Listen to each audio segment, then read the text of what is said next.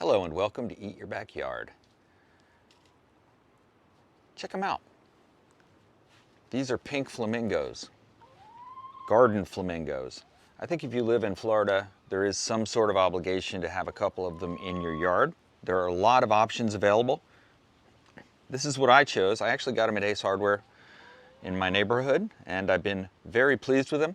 Surprised to say the legs haven't even really rusted, which usually everything that's metal in my yard, being just blocks from the beach, turns to dust pretty quickly.